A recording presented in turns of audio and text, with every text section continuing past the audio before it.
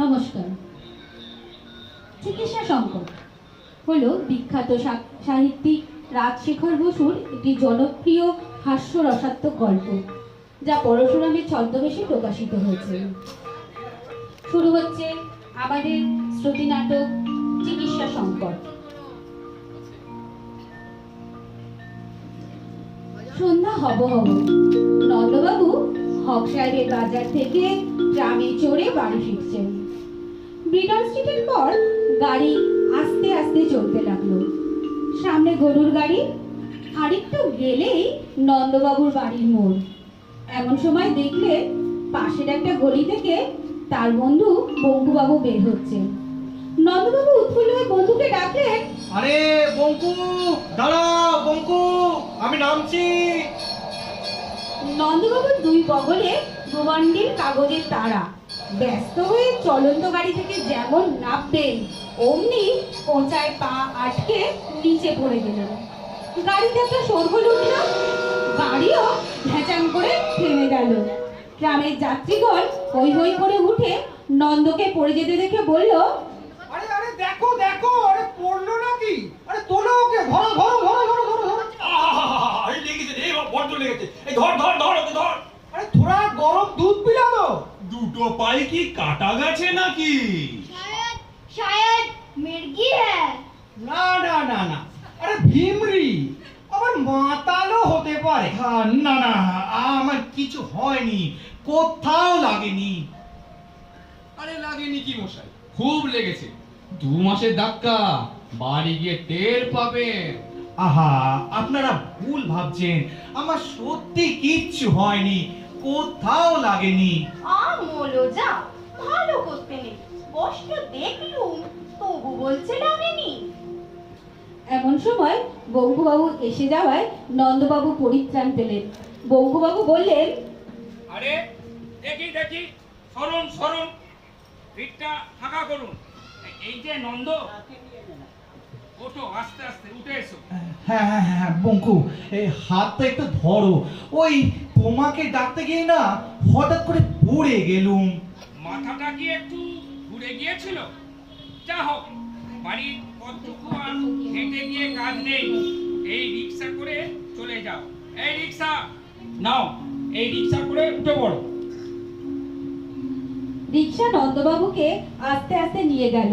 বঙ্কুবাবু পেছনে পেছনে হাঁটলেন। এখানে নন্দবাবুর একটু পরিচয় দিই। তার বয়স 40, গোলগাল চেহারা। তার পিতা পশ্চিমে চাকরি করে বিস্তর টাকা, একগোছা কোম্পানির কাগজ আর কলকাতায় একটা মস্ত বড় বসত বাড়ি রেখে গেছেন। নন্দর অল্প বয়সেই বিয়ে হয়েছিল, কিন্তু 1 বছর পরেই তিনি বিপত্নিক হন। আবার বিয়ের ইচ্ছা থাকলেও সময় আর সুযোগ কোনোটাই হয়ে ওঠেনি। বাবা মা গত হয়েছেন। বাড়িতে অভিভাবক বলতে বৃদ্ধা পিসি এবং তার সংসারের ভার আছে চাকর মধুর ওপরে। বর্তমানে বন্ধু বান্ধবের সাথে প্রত্যহ আড্ডা, থিয়েটার, সিনেমা, ফুটবল ম্যাচ ইত্যাদি নিয়েই তার দিন কাটে। এক কথায় নন্দবাবু একজন নিরীহ, গোবেচারা, অল্পভাষী, উদ্যমহীন, আরামপ্রিয় মানুষ।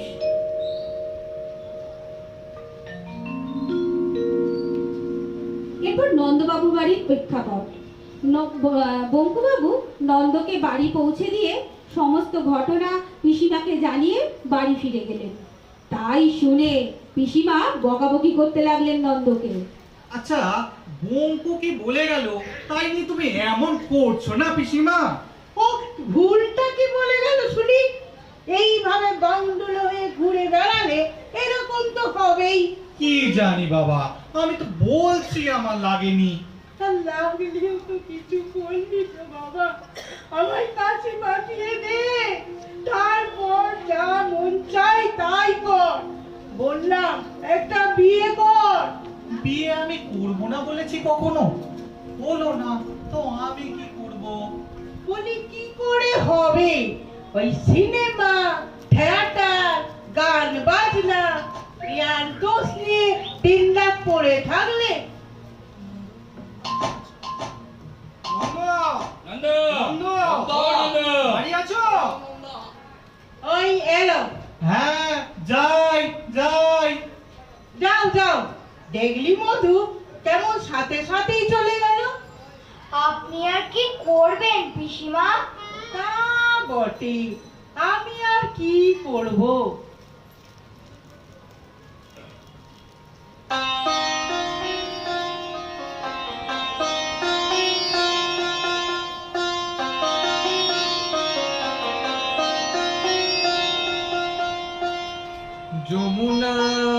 যমুনায় জল আনতে যাচ্ছ,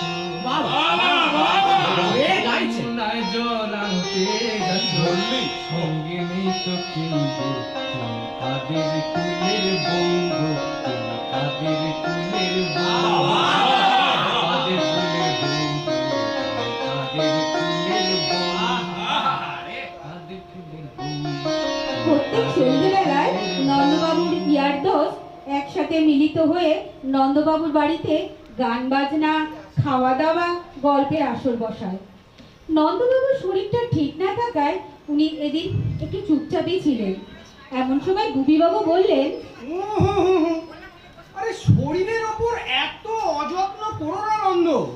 এই শীতকালে মাথা ঘুরে পড়ে যাওয়াটা তো বাবা ভালো লক্ষণ নয়। মাথা ঠিক ঘোরেনি, ওই মোচার কাপড়টা বেঁধে। আরে না না না না, ঘুরেছিল বই কি। আরে শরীরটা তো কাইল হয়েছে। তা এই কাছাকাছি তুমি একবার ডাক্তার তপাদারকে দেখিয়ে নাও, বুঝলে? এত বড় ডাক্তার তো আর শহরে পাবে কোথায়?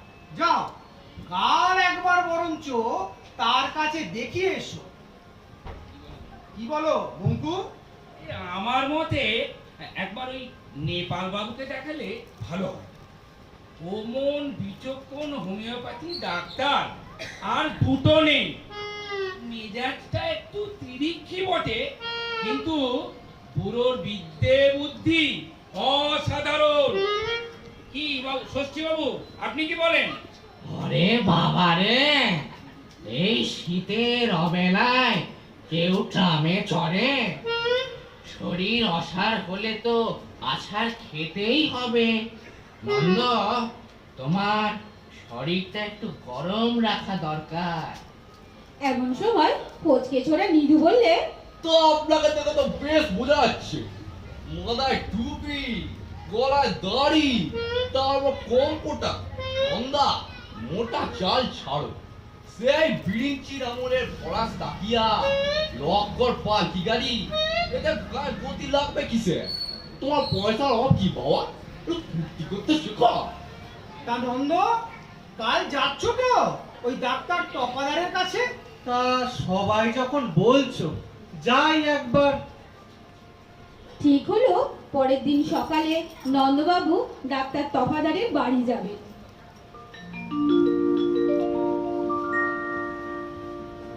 Doctor Tafadar MD Mrs, grey স্ট্রিটে থাকে। প্রকাণ্ড বাড়ি দুইখান, মোটর একটা, ল্যান্ড খুব পসার। রোগীরা ডেকে সহজে পায় না। 1.5 ঘন্টা অপেক্ষা করার পর নন্দবাবুর ডাক আসে। ডাক্তার তফাদার সেই সময় এক মারোয়ারি রোগীকে পরীক্ষা করছেন। मूड़ी का माप बस 1.25 इंच बढ़ गया। डॉक्टर साहब, थोड़ा नक्श तो देखिए और जुबान भी। बहुत मजे से चल रहा, टक टक टक टक, और जुबान थोड़ी सी कसर है। ठीक आछे, काल फिर आना। बहुत शुभ, राम राम। মারোয়ারি রোগী চলে যাবার পর নন্দবাবুর ডাক পড়লো। अच्छा, নন্দদুলাল মিত্রকে? আগে আমি নন্দদুলাল মিত্র।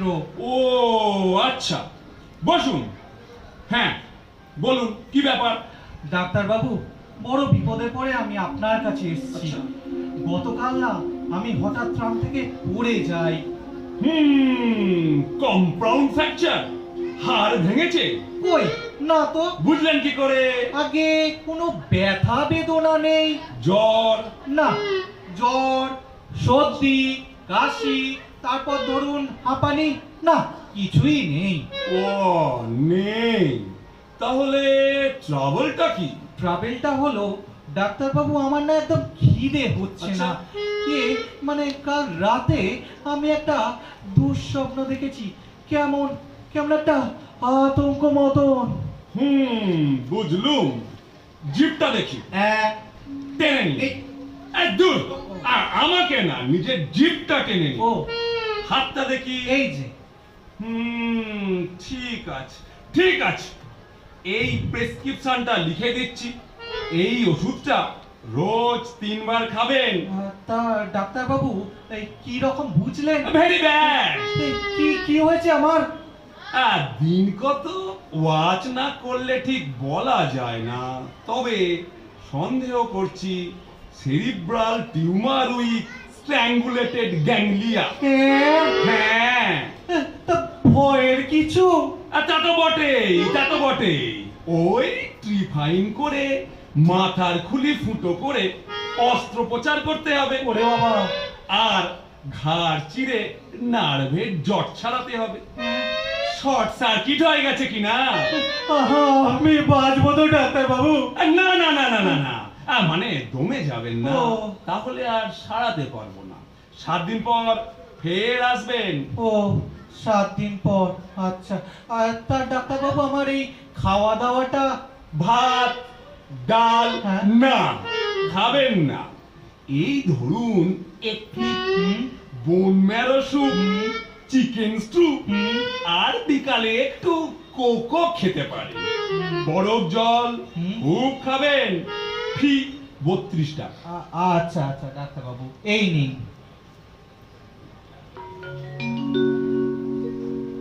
সেদিন সন্ধেবেলায় নন্দবাবুর বাড়িতে সান্ধ্য আড্ডা বসে।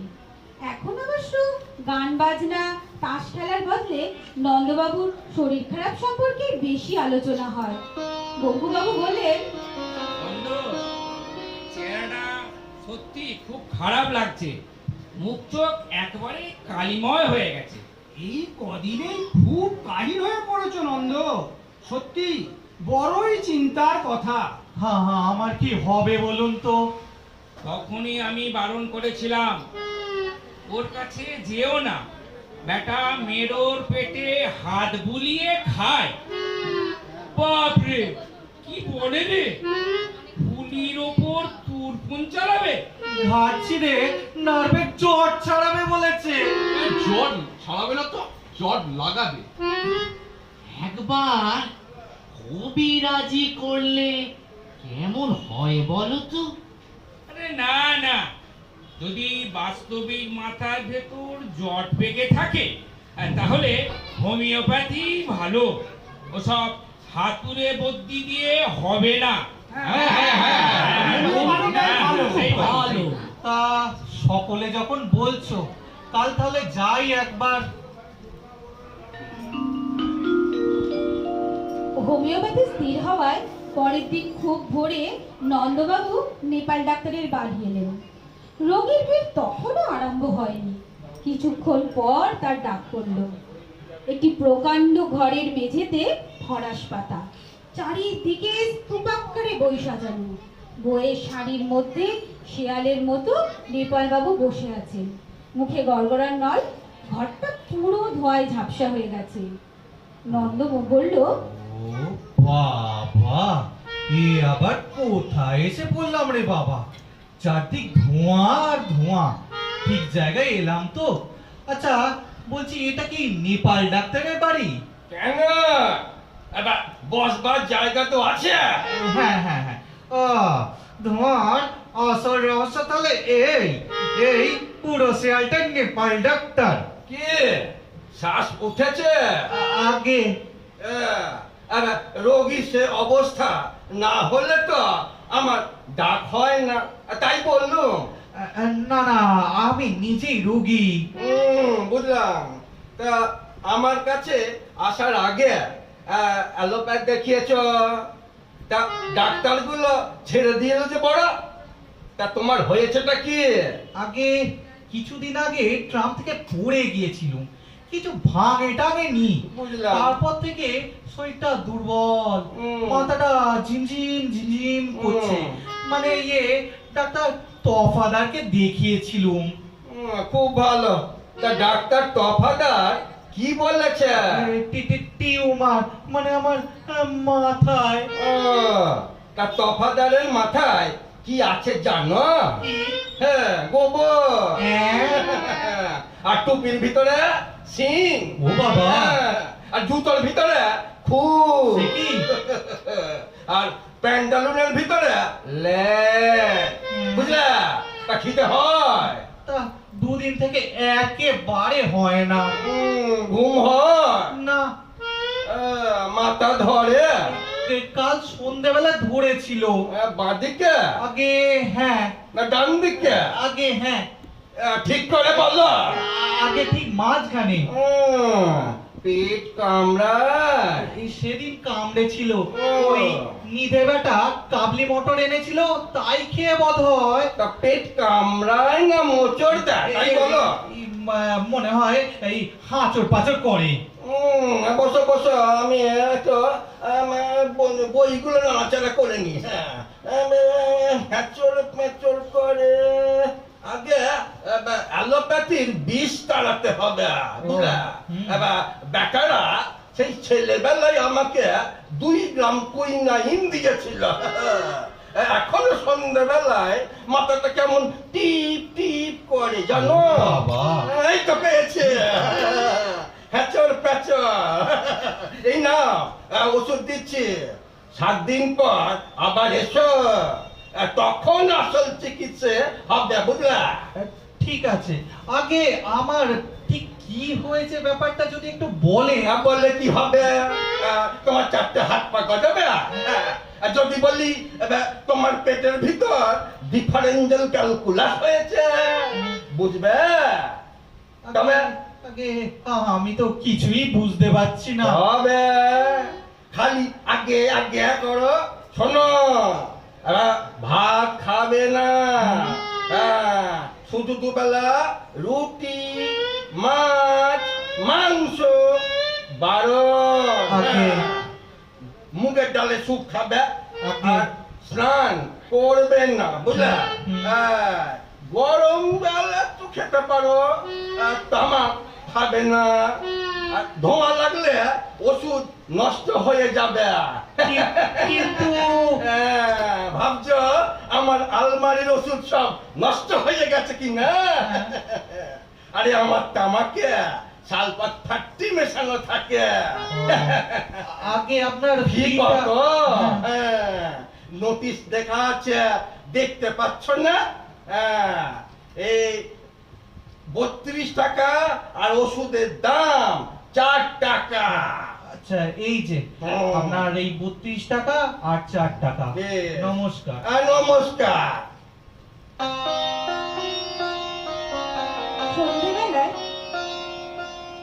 সন্ধ্যেবেলায় নন্দবাবুর বৈঠকখানায় পুনরায় আড্ডা বসেছে। চা আর পাঁপড় সহযোগে এইদিকে বাড়ির অন্দর থেকে চা ও পাঁপড় ভাজার যোগান দিচ্ছে ঠাকুর মধু। তেল শেষ হয়ে যাওয়ায় পিসিমাকে বলতে তিনি গেলেন রেগে। হ্যাঁ রে মধু, বলিস কি রে, তেল নেই? আর পারি রে বাপু, একটু যে নিশ্চিন্ত মনে ঠাকুরদের তার নাম করব, তার জন্যে।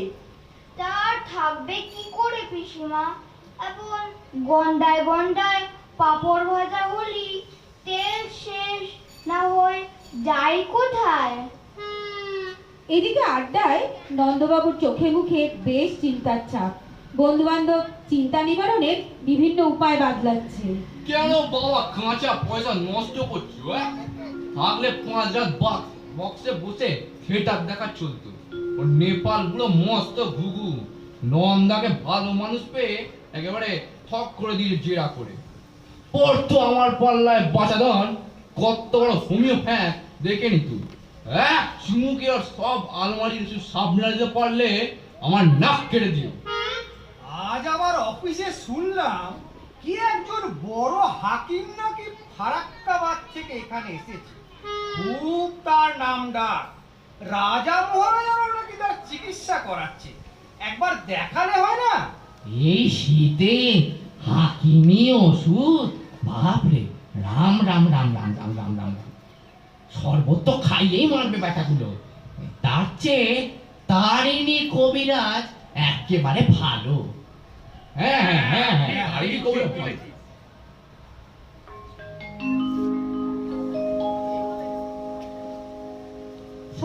সকলের পরামর্শে পরের দিন সকালে নন্দবাবু তারিণী কবিরাজের বাড়ি গেলেন।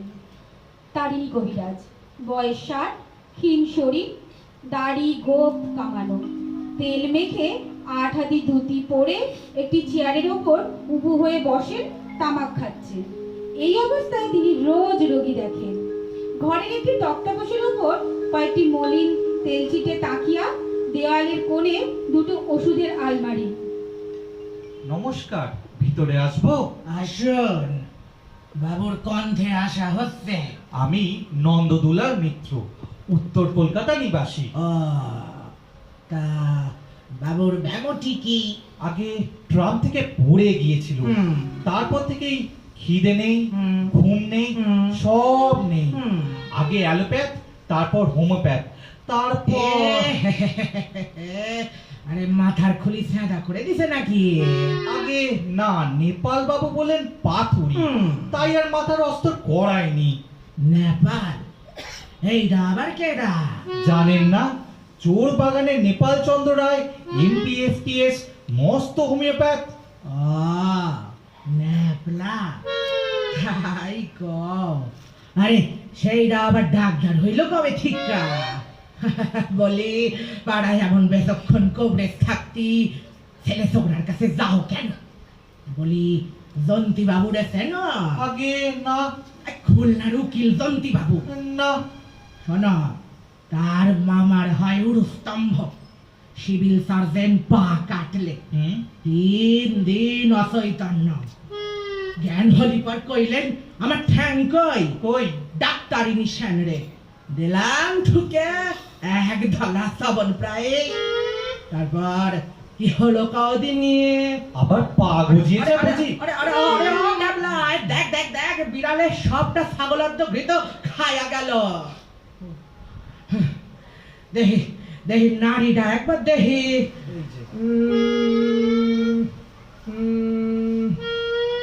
হ্যাঁ, যা ভেবেছিলাম। ভারী ব্যায়াম হয়েছিল কখনো? অনেকদিন আগে টাইফয়েড হয়েছিল। ঠিক ঠাউরেছি। 5 বছর আগে? আগে না, 7 বছর আগে। ওই হলো একই।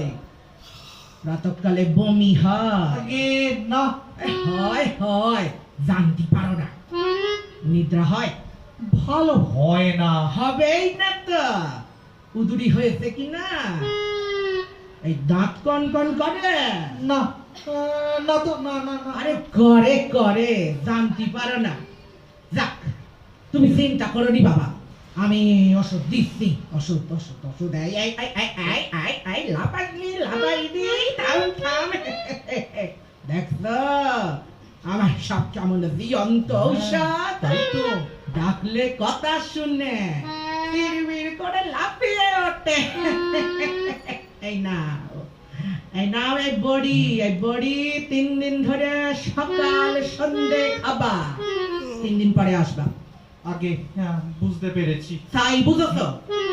অনুপান দিতে হবে না। শোনো, টেবা লেবুর রস মধুর সাথে মারি খাবা। খাবা? ভাত খাবা না। ওর সিদ্ধ কচু সিদ্ধ খাবা। খাবা? নুন সোবা না। মাগুর মাছের ঝোল একটু স্যানি দিয়া রাধি খাতে পারো। গরম জল ঠান্ডা করে খাবা। তা ব্যারামটা কি? ব্যারামটা ব্যারামটা ব্যারামটা ব্যারামটা হয়েছে তোমার উদুরি। এই ঊর্ধ্বমুখী শ্লেষা কইতে পারো। হ্যাঁ।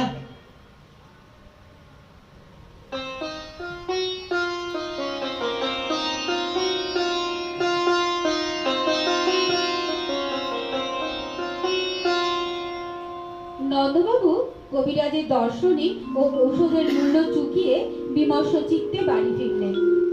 রোজকার সন্ধ্যা আসরে বন্ধু বান্ধবরা নন্দবাবু এবং তারিণী কবিরাজের কথোপকথন নিয়ে আলোচনা করছে ও নানান পরামর্শ দিয়েছে। আবার একটা নতুন ব্যারাম, উদুরি।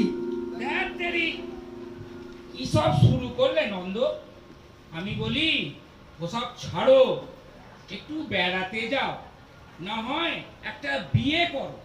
আর বিয়ে পরিবার কোন দিন আছি কোন দিন নেই, এই বয়সে একটা কচি বউ এনে, না রে ভাই, বিয়ে আমার আর হবে না। আরে বললাম একটা গাড়ি কেন, হাওয়া খেতে খেতে বেশ সবাই মিলে গড়ের মাঠে যাওয়া যাবে। দেখবে শরীরটা কেমন চাঙ্গা হয়ে উঠেছে। 7 সিটার হটসন। এই তুই চুপ করবি? আরে মোটর কারও যা আর পরিবারও তা, এই বুড়ো বয়সে জেরবার হবে? আর সবই যখন হলো, আর হাকিমটাই বা কেন বাদ যায় বাবা? হ্যাঁ, আবার হাকিম? হ্যাঁ হ্যাঁ হাকিম, আরে চিতপুর রোডে হাকিম উল মুল্লুক বিন লোকম্যান নরুলা গাজর ফরুলা অল হাকিম উনানি।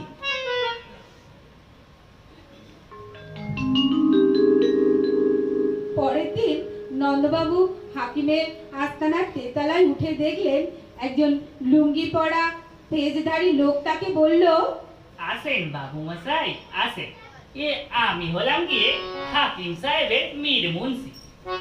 কি বিমারি আমাকে বলেন, আমি লিখে হুজুরকে ইত্তেলা ভেজে দেব। এই বেমারি কি সেটা জানতেই তো আসা বাপু। तब भी कुछ तो बोले ना, ताकती बुखार पिल्ली चेचक घीक बावासीर रातंधी। ও সব কিছু বুঝি না বাপু, হ্যাঁ আমার প্রাণটা কেমন ধড়ফড় করছে। सही बोले, दिल तरपना। ता मोहर एने से মোহর? आगे हाकिम साहब के चांदी सोना नजराना 2 मोहर ना था कि हमें दिच्छे 45 টাকা আর বাট্টা 2 টাকা আর রেশমি রুমাল 2 টাকা। দরবারে যে আগে হুজুরকে বন্দেগি জানাব বলবেন, তারপর রুমালের উপর মোহর রেখে সামনে ধরবেন। হাকিম সাহেবের দরবার, বৃহৎ ঘরে গালিচা পাতা, সেখানে মসনদের ওপর বসে হাকিম সাহেব। আসেন আসেন বাবু মশাই, বলেন বলেন। ও হ্যাঁ হ্যাঁ হ্যাঁ, এই বন্দেগি জনাব। মাহুম! এই রে, আপনি বাংলায় বাতচিত বলে আমি ঠিক হুজুরকে সামনে দিব। মাহুম! স্যার সালাম! আরে ডারবেন না, জান আপনি আপনার সর দিখলান। মানে এই মাথা? মাহুম! हड्डी पिलपिला गया। শুনছেন, মাথার হাড় বিলকুল নরম হয়ে গেছে। এই মাথার হাড় নরম? মাহুম! সুরমা সরক! জি হুজুর। মুন্সি জোর করে নন্দর চোখে সুরমা পড়াতে যায়। এই করো কি আমার চোখ? আরে দৌড়বেন না, সুরমা লাগালে আঁখ ঠান্ডা থাকবে, তো নিন্দ भी ভালো হবে। মাহুম! লগন বাবার! এই জি বলবেন, আস্তার লাও। একজন নাপিত এসে চট করে নন্দবাবুর মাথার ব্রহ্মতালুর ওপর 2 ইঞ্চি সমচতুষ্কোণ কামিয়ে দিল। তারপর আরেকজন এসে তার ওপরে একটি দুর্গন্ধযুক্ত প্রলেপ লাগালো। এই হাঁটো হাঁটো, আরে আরে আরে তুমি করো কি? আরে ঘাবড়ান কেন মশাই, এই হচ্ছে কস্তুরী সিংহের মাথার ঘি। এ বাবা, বহুত কিম্মত, মাথার হাড় শক্ত হবে। ওরে বাবা রে, এ কোথায় এলুম রে বাবা। এই বলে নন্দবাবু এক ছুট্টে নিচে নেমে আসে, এসে একটি গাড়ি ডেকে সেটাই চড়ে বসে। এদিকে মুন্সি পেছনে ছুটে আসে এবং নন্দবাবুকে বলে, ও বাবু মশাই, আমার দোস্ত রে। এই নাও এই চলো চলো চলো। নন্দবাবু মুন্সিকে 1 টাকা গাড়ি থেকেই ছুড়ে দিলেন আর ড্রাইভারকে যতটা সম্ভব দ্রুত গতিতে গাড়ি চালাতে বললেন। তিনি বাড়ি আসেন। এই অবস্থায় পিসিমা তাকে দেখে কেঁদে কেঁদে বললেন, ওরে বাবা রে, এ কি চেহারা করে ছেড়ে দিয়েছে রে, যেন সব 5 ভূতে মিলে ছেলেটা সর্বনাশ করে চলে। আমার কথা যখন শুনবি না, আমাকে কাশি পাঠিয়ে দে। কেঁদে আর কি করবে পিসি, আমার কপালেই ছিল। কপাল আবার কি? নাভির থেকে তালুটা কামিয়ে দিল আর তুই চুপ করে বসে রইলি। চেষ্টা করেছি পিসি, পারলুম না। তুমি যদি হাকিমের চেহারাটা দেখতে না, বাবরি চুল, গোঁফ ছোট করে কাটা, বুক পর্যন্ত দাড়ি, গোড়ার দিকটা সাদা, মধ্যেটা লাল, আর ডগার দিকটা নীল। ওরাং-ওটাং নাকি? শাটিনের চুড়িদার, কিং খাপের জব্বা। আমি আর বাঁচবো না বোধ হয় পিসিমা। ওরে বাবা রে, কি অলক্ষণে কথা! পিসিমা, বাবুর বন্ধুরা এসে। দূর করে দে ওদের বাড়ি থেকে, কারোর সাথে দেখা হবে না। এই মধু, এই বলে দে না রে, বাবুর বড্ড শরীর খারাপ, দেখা করতে পারছে না। যে আগে বাবু।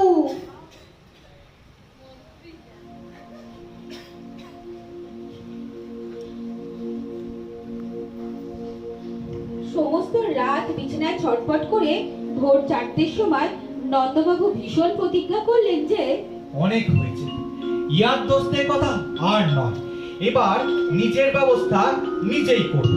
ঠিক আছে, কাল সকালে উঠে ট্যাক্সি ধরে যেই 1 টাকা মিটার উঠবে নেমে যাব, যে ডাক্তারের চেম্বার সামনে পাবো সেইখানেই পরীক্ষা করাবো।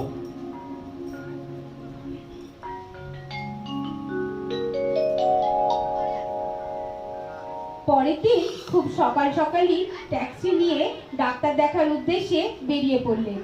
সেই 1 টাকা মিটার উঠে গাড়ি যেখানেই উঠলো সেখানে গাড়ি থামিয়ে নেমে পড়লেন। এই তো ডাক্তারের চেম্বার, ডক্টর বিপুলা মল্লিক। এই রে, এ তো লেডি ডাক্তার।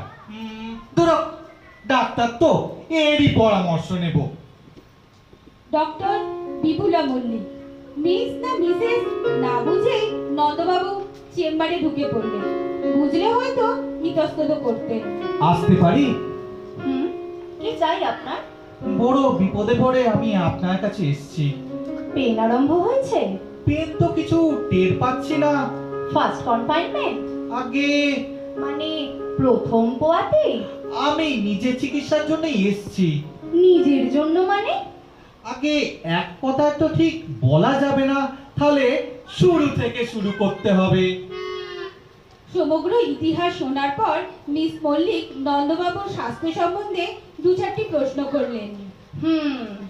বুঝলাম সব। তা আপনার নামটা কি জানতে পারি? শ্রী নন্দদুলাল মিত্র। বাড়িতে কে কে আছেন?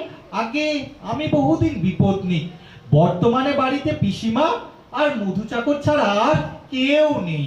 তা কাজকর্ম কি করা হয়? তা কিছু করি না, ঈশ্বরের কৃপায় পৈতৃক সম্পত্তি যা আছে তাই দিয়ে বেশ ভালোই চলে যায়। মোটর বাইক আছে? না, তবে ভবিষ্যতে কেনার ইচ্ছে আছে। বুঝেছি। দোহাই আপনার, সত্যি করে বলুন আমার ঠিক কি হয়েছে? টিউমার, পাথুরি, উদুরি না কালা জ্বর? কেন আপনি অযথা ভাবছেন? ওসব আপনার কিচ্ছু হয়নি। হয়নি? তাহলে আমি কি পাগল হয়ে যাচ্ছি? ও ডিয়ার ডিয়ার, আপনার শুধু চাই একজন অভিভাবক। মানে আপনার যত্ন নেওয়ার জন্য বাড়িতে উপযুক্ত লোক থাকা দরকার। কেন? পিসিমা তো আছেন। ওহ ডিয়ার, পিসিমা মাসিমার কাজ এটা নয়। হ্যাঁ, যা আপাতত একটা ওষুধ দিচ্ছি, খেয়ে নেবেন, বেশ মিষ্টি, এলাচের গন্ধ। 1 সপ্তাহ পর আবার আসবেন। আগে ঠিক আছে, অনেক ধন্যবাদ ডাক্তার। মিস বিপুলা মল্লিক।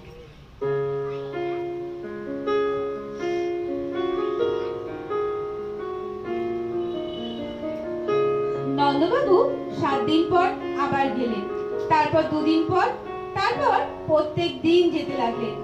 মিস বিপুলা মল্লিকের কথা মতো নন্দবাবু একটি মোটর গাড়ি কিনেছেন। এখন আর বন্ধু বান্ধবদের সঙ্গে সান্ধ্য আড্ডায় থাকেন না। প্রত্যেক দিন বিকালে বাবুটি সেজে মোটর গাড়ি চেপে বেরোতে বের হন। নন্দবাবুকে আনন্দে থাকতে দেখে পিসিমা এখন মনে মনে বেশ নিশ্চিন্ত ও খুশি। হ্যাঁ রে মধু, বাবু কই রে? তৈরি হচ্ছেন, বুঝলেন না? রোজ বিকেলে আজকাল সাজগোজ করে মোটর কার চেপে বেরিয়ে যান। খুব ভালো, রোজ ওই আড্ডা দেওয়ার চেয়ে এই বেশ ভালো হলো। নন্দ, ও নন্দ। আমাকে ডাকছিলে পিসি? হ্যাঁ বাবা, তুই তো এখন বেশ ভালোই আছিস। হ্যাঁ পিসি। এবার আমার যাওয়ার ব্যবস্থা কর। বেশ তো পিসি, এবার সব ব্যবস্থা করে দেব। তবে কাশি যাওয়ার আগে একবার হাওয়া গাড়ি করে তোমাকে হাওয়া খাইয়ে নিয়ে আসবো। খুব হয়েছে বাবা, আমাকে আর হাওয়া খাওয়াতে হবে না। তুমি যে এতদিনে আমায় মুক্তি দিলে, আমি তাতেই খুশি। এবার একটু নিজের দিকে মন দে বাবা। একটা মেয়ে দেখে বরং বিয়ে করে নে। হ্যাঁ, আমিও তাই ভেবেছি পিসি। এই মধু, হ্যাঁ বাবু। ড্রাইভারকে বল গাড়ি বের করতে, আমি আসছি। আসি পিসি। দুকা দুকা, এতদিনে বাছার সুমতি হলো। এই নন্দ, আরে এই নন্দ। আচ্ছা মধু, নন্দ কি বেরিয়ে গেল? হ্যাঁ বাবু। কি ব্যাপার বলতো? গুপি আজকাল তো নন্দ দেখাই মেলে না। ঠিকই বলেছো। আরে যখনই আসি তখনই শুনি বাড়িতে নেই। শান্ত আড্ডাটা এবার যেতে বসেছে, আর মোটর গাড়িতেও চাপা হলো না। আচ্ছা মধু, এই নন্দার কোথায় যায় বলো তো? তা তো জানি না বাবু, তবে সাজগোজের যা পাহাড়, তাতে মনে হয় খুব শিগগিরই জানতে পারবেন।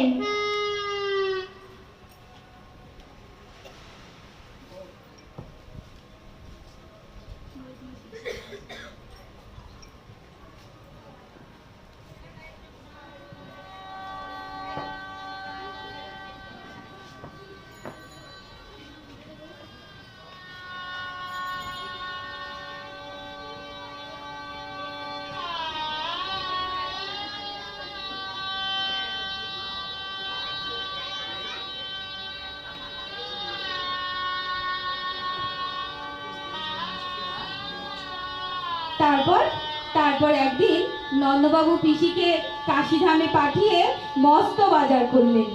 এক ঝুড়ি গলদা চিংড়ি, খাসির মাংস, ঘি, ময়দা, দই, সন্দেশ ইত্যাদি। বন্ধুরা খুব খাওয়া দাওয়া করলেন। নন্দবাবু জরিপার সূক্ষ্ম ধুতির ওপর সিল্কের পাঞ্জাবি পরে সলজ্জ মুখে সবাইকে আপ্যায়িত করলেন।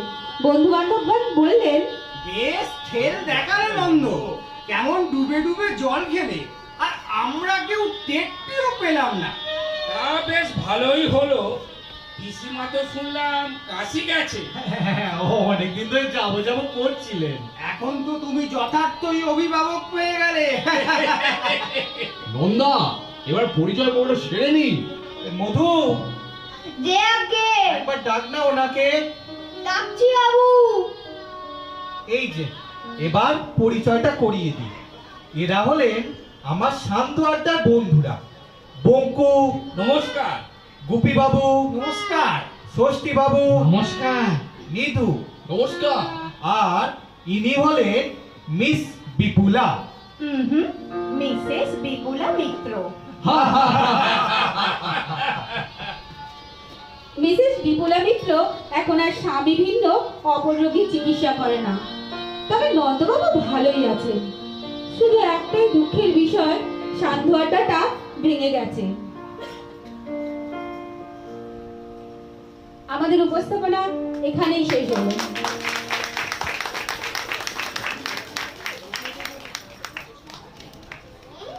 এবার একটু সমস্ত কলাকুশলীদের সঙ্গে পরিচয় করে দিই। নন্দ অক্ষয় কুমার পাল, পিসিমা শর্মিষ্ঠা পাল, মধু নমস্কার। ও আগেই বলে দিয়েছে নমস্কার, আহান ব্যানার্জি, বঙ্কু অরূপ পাল, গুপি ঘোড়াচাঁদ আশ, নিধু আর ষষ্ঠী। এই ক্যারেক্টার দুটো একজনই প্লে করেছে, তার জন্য একটা বড় হাততালি হোক। রং ডাক্তার তফাদার সৌভিক পাল, নমস্কার। আর এর সঙ্গে হাকিমও করেছে ডাক্তার নেপাল কৌশিক পাল, নমস্কার। তারিণী কবিরাজ সৌরভ মান্না, নমস্কার। মুন্সি গৌরব আশ। নমস্কার। এই সম্বন্ধে বলা আছে এ কিন্তু উপস্থিতির পড়াশোনার জন্য আমাদের এখানে থাকে না, এসে কালকে এসে খুব কম সময়ের মধ্যে আমাদের এটা করে দিয়েছে এবং খুব সুন্দরভাবে করেছে। হ্যাঁ, তবে হ্যাঁ অনলাইনে প্র্যাকটিস করতো, তা ওর জন্য একটা জোরে হাততালি হোক। আর মিস বিপুলা অমৃতা ব্যানার্জি, নমস্কার। পরিচালনা রুবিতা পাল, আর গল্পের কথক আমি মিঠু দাস।